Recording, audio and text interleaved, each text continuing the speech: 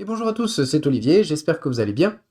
Et aujourd'hui, dans cette vidéo, on va voir comment installer DNS Mask afin de remplacer le TC Host. Alors, pourquoi faire ça? Pour le côté pratique des CTF. En fait, si on regarde comment est fait un ETC Host, si je fais un cat/etc/host, non, on va même faire un VI, je vais vous montrer ça.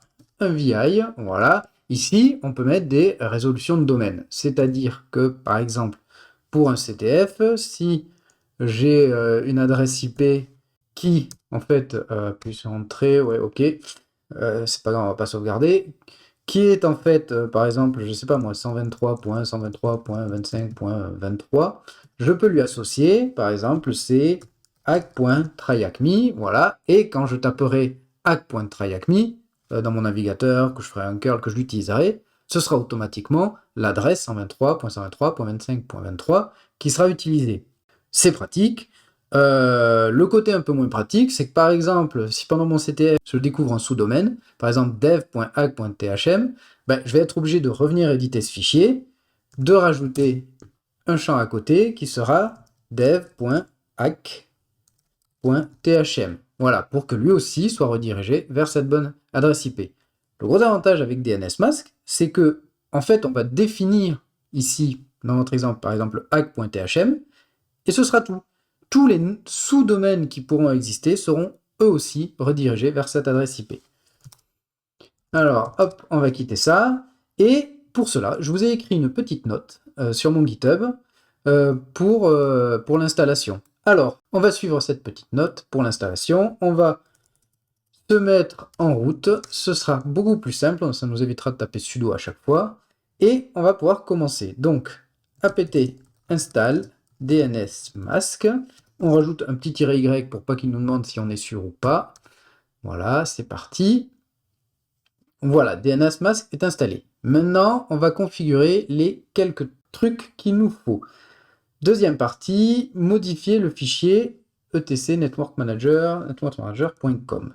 Donc vi/etc/ network manager, networkmanager.conf. Et c'est là le petit détail en fait, et le pourquoi je fais cette vidéo, c'est parce que dans tous les tutos que l'on regarde, beaucoup expliquent le fonctionnement du DNSMask, comment avoir un serveur DNS à part entière. Moi, ce n'était pas mon but, je voulais juste remplacer mon ETC host.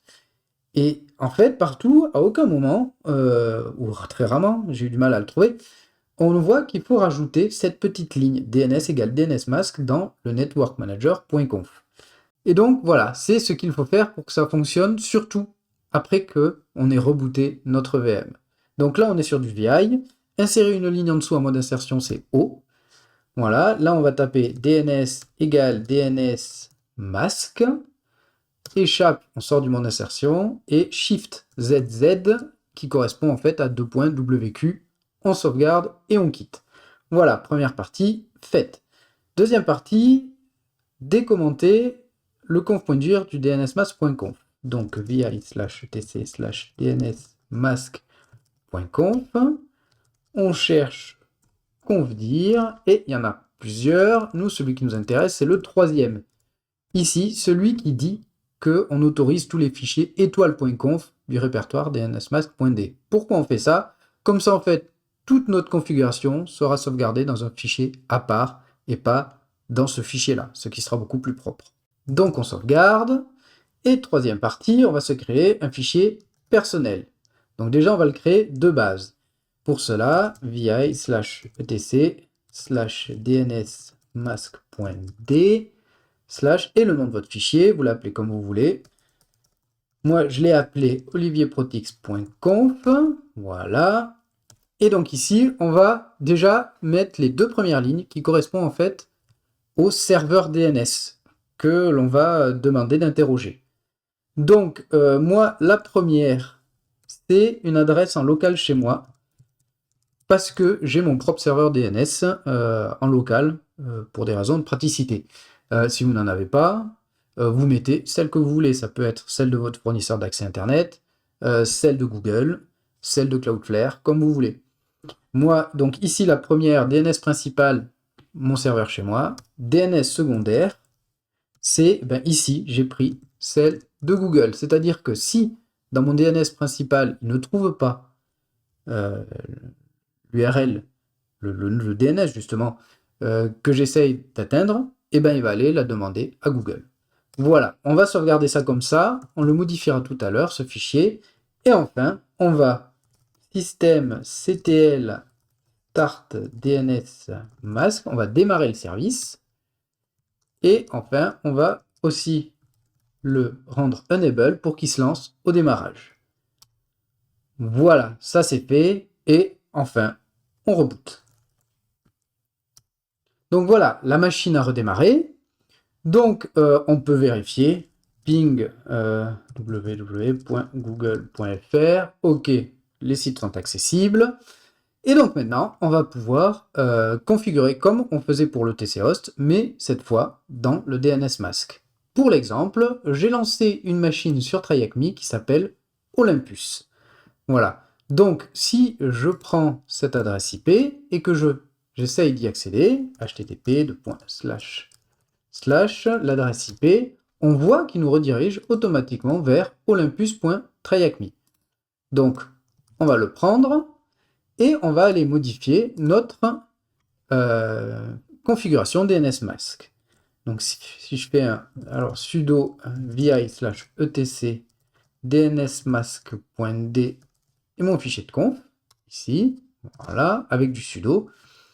Ici, je vais rajouter un adresse égale /.olympus.thm/ et l'adresse IP, ici, copier, je vais coller, voilà, voilà, comme ça, notre adresse IP maintenant est reliée à ce nom de domaine. Je sauvegarde, et chose importante à faire, maintenant, on va faire un sudo systemctl restart DNS mask. Voilà. Donc maintenant, si tout s'est bien passé, si je fais un ping de olympus.tryhackme, voilà, on peut voir que cette fois, ça le ping. Pourquoi je vous montre cet exemple? Parce que plus tard, dans cette salle, il va y avoir un sous-domaine qui s'appelle chat.olympus.com. Si on avait juste laissé Olympus dans le TC host, si on essayait d'accéder à chat.olympus.thm, ça ne marcherait pas. Alors que là, je peux par exemple le pinguer, si je vois, chat.olympus.tryhackme, on voit bien qu'il rejoint, qu'il atteint cette adresse IP. Et ici, donc ici, on a le Olympus, voilà, qui est lancé. Mais je peux aussi mettre chat.olympus.tryhackme et j'obtiens ce sous-domaine. Alors que si je l'avais fait avec vi/etc/host, si je l'avais fait là-dedans, il aurait fallu que je mette l'adresse IP ici, là olympus.thm, et qu'il aurait fallu qu'après investigation, je rajoute aussi à côté chat.olympus.thm. Ici, c'est fait juste en mettant, voilà, voilà, cette partie-là, si on le regarde là-dedans, je dois la voir par là, ici, voilà. Voilà, juste en mettant adresse égale .olympus.thm, voilà. Et ce qui, en fait, simplifie certains CTF où, justement, on n'a pas besoin de spécifier à chaque fois les sous-domaines. Voilà, voilà. J'espère que cette petite vidéo vous aura été utile et je vous dis à très bientôt. Tchuss!